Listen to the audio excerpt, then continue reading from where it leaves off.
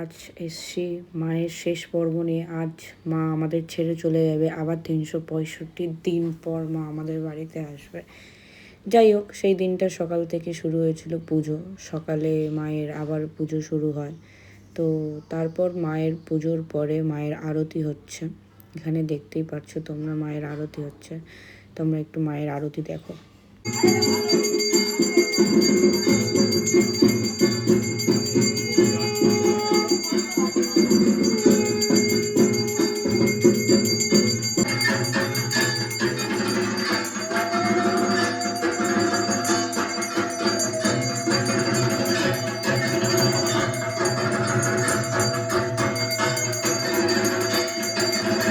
তো পুজোর শেষে সবাই খাচ্ছিল, এখানে সবাই খেতে বসেছিল। আর আমি আর ছদ্দি সবাইকে খাবার দিচ্ছিলাম।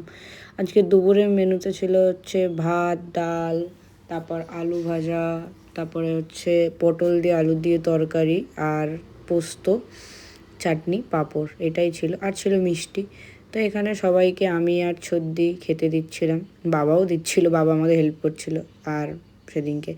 তারপর বিকেলের দিকে আমরা সবাই একটু বসে গল্প করছিলাম। এখানে পিসি আম খাচ্ছিল আর আমরা সবাই যে যার মতো সবাই মিলে বসে একটু গল্প করছিলাম। আর এখানে দেখো পুচকুকে সেদিনকে সবাই মিলে ডিস্টার্ব করছে। ওরা নিজেরা কেউ ঘুমাবে না, আর ওকে ঘুম পাড়ানোর জন্য সবাই ব্যস্ত। যাই হোক, তারপর আমরা সন্ধে হতেই মায়ের বিদায় শুরু হলো।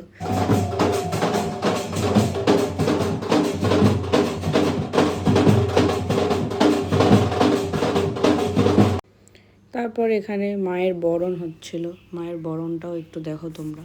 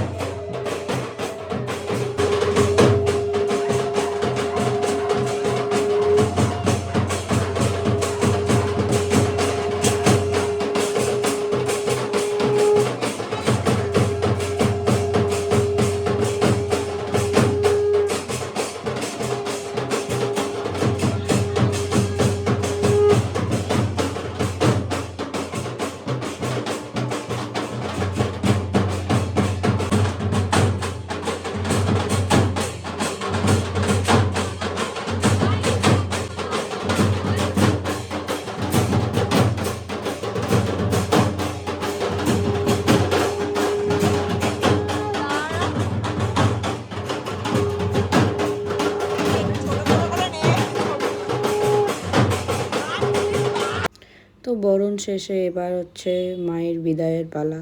মাকে এবার আমরা বিদায় দেব। তো সবাই মিলে মাকে নমস্কার করে তারপরে আমরা মাকে নিয়ে বেরাবো ভাসানের উদ্দেশ্যে। তো দেখো, আসলে সত্যি বলতে আমাদেরই কারোরই তখন মনটা ঠিক ছিল না যে মা চলে যাবে, আবার 365 দিন পর মাকে আমরা সবাই নিয়ে আসবো। তাও মাকে বিদায় দিতেই হবে, তাই সবাই মিলে একটু আনন্দের সাথে মাকে বিদায় দিলাম।